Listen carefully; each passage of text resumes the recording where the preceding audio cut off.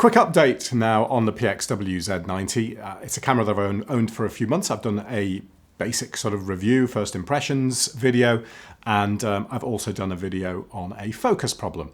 I'll just cover off the focus problem to start with because my response, I had a response from Sony and they confirmed that this is how it's going to stay.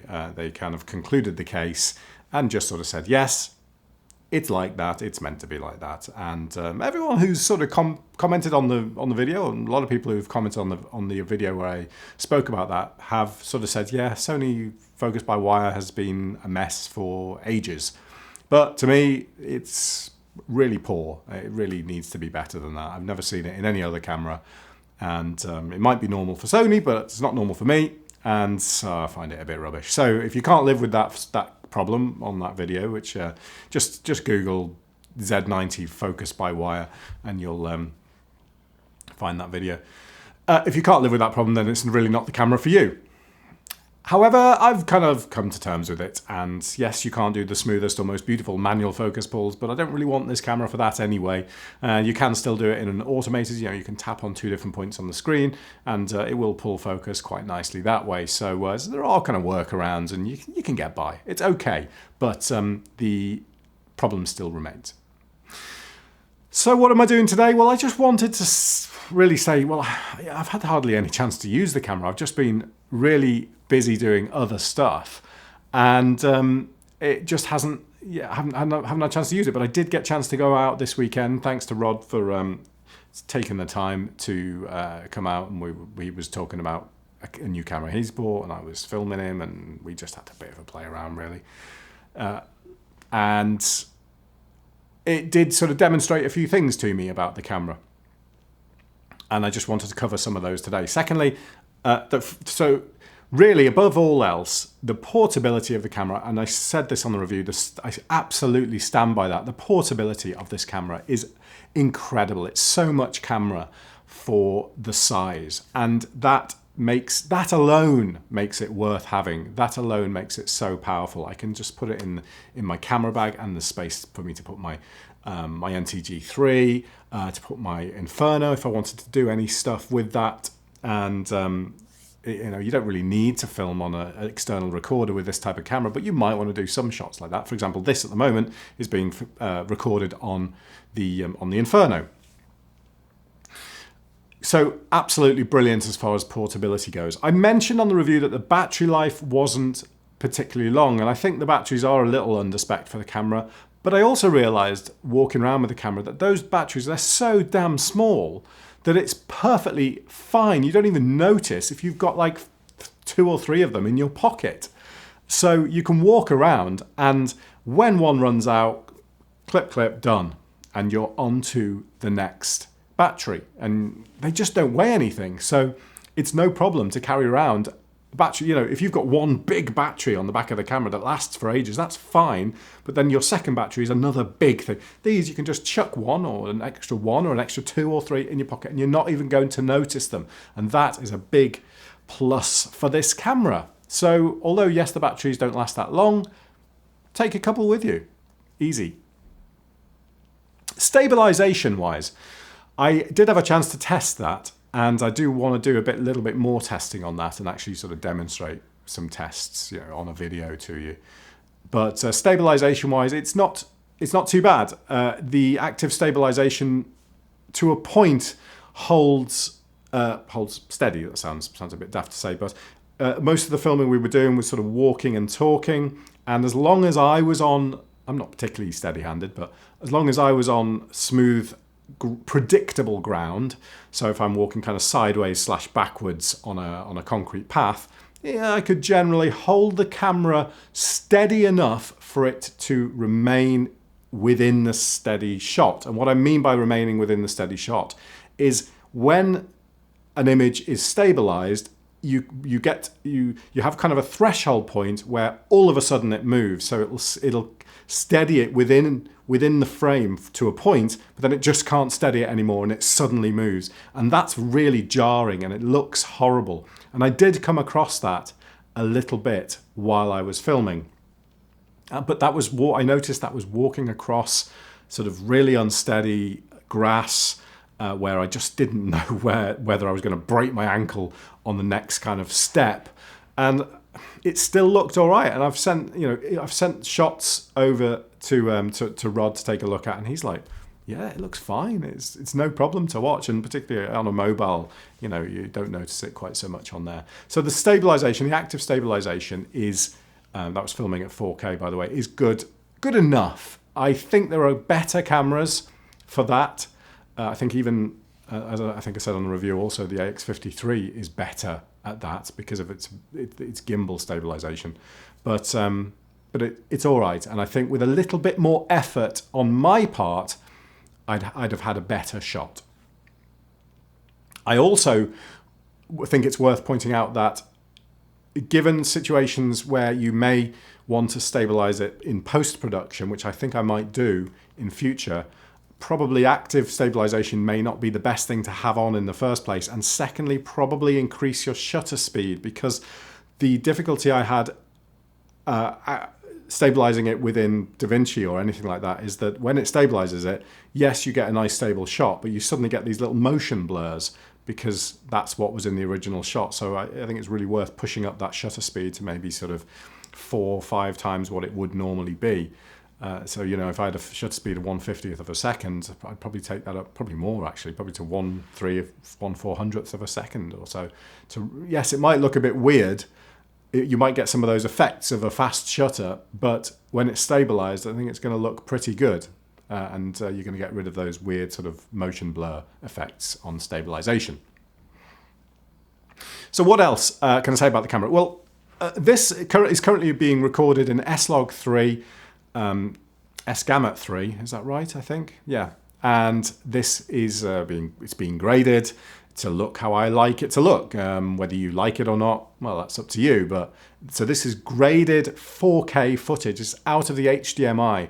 And I'm not 100% certain on this yet, but from what I've read on the Atomos website, the output of this camera is actually 8-bit, but 422 on HDMI. And so if that's true, then that's nice to have that extra subsampling there on the color side.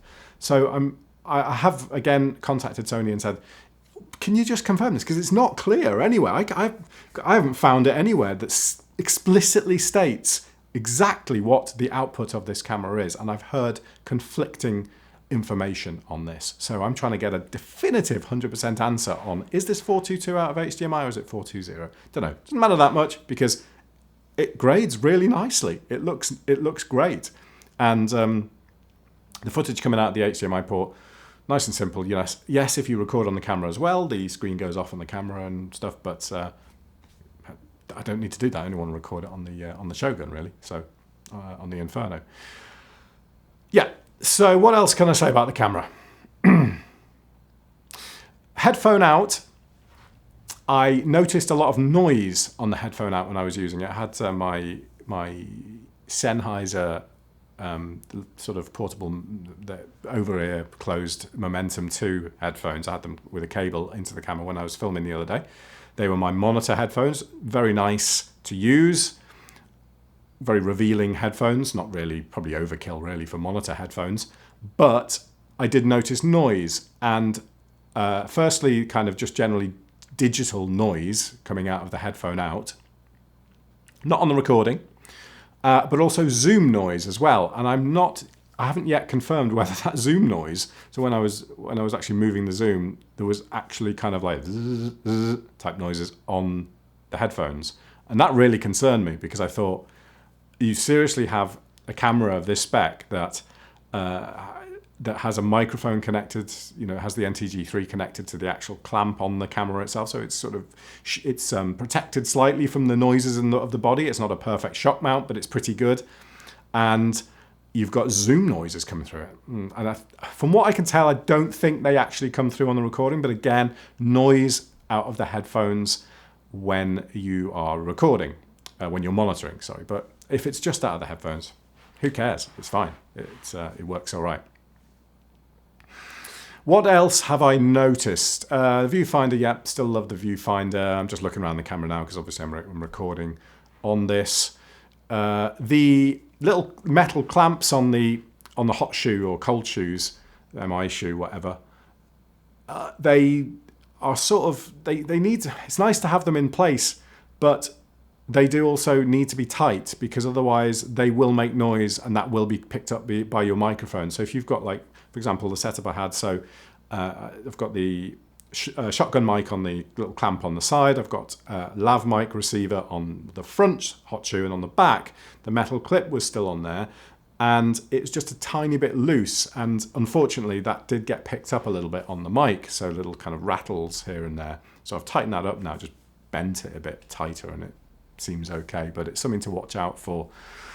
What else can I talk about on the camera? I'm just thinking around it. What have I really sort of thought this is either annoying or this is really good? Well, overall, just image quality. The image quality, and I stand by this from what I said earlier, is great. It's difficult. You struggle to really... people who want shallow depth of field and want to do that sort of stuff are going to struggle with this camera. Even with 1-inch sensor, ignore what they say, ignore what Sony say, you're going to struggle to get any kind of shallow depth of field with this sensor.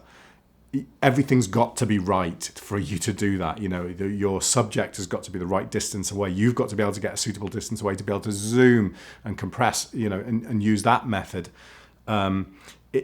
It's just not that convenient. You can do it, and when you do it, the shots look great, but it's not the camera for that. It really isn't. And yeah, I mean, you can tell now. The stuff behind me.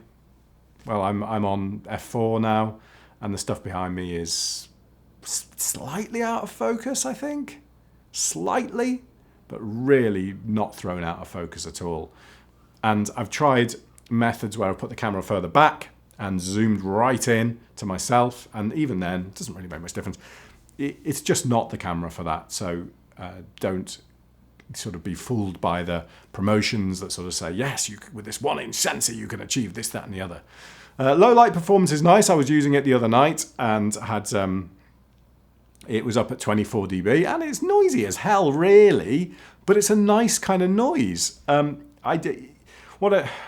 I suppose what I mean is that it looks a bit more like grain rather than noise, and I find grain quite nice. It's not like normal, just like smearing. The colors remain pretty good. The image itself doesn't look super soft. It just looks noisy, and I'm okay with that. So the ability to shoot in low light situations is quite good with this camera, I would say. Yeah, so there we go. I mean, overall, pretty happy with it. It does a job. It does a particular job, and portability-wise, fantastic. Still really annoyed about the fact that you can't record like the internal mic, or you can't split the mics, and you can't record the internal mic and record the shotgun. You either use the MI shoe or you don't, and that's a bit of a pain. But it's a good camera, and if you need this sort of camera, this kind of like pull it out the bag and start shooting, it is great for that. So let me know if you've bought this camera, or if you're planning on buying this camera. If you do have any questions, I mean, you might have watched one of the other videos that I've put on it. There aren't too many videos out there on the Z90. It's not really a hugely popular form factor. So if you do just come across this video and you got some questions, feel free to ask me about them, and I'll answer them as best I can. I do like the remote control, by the way. That's useful. He says not using it at all today.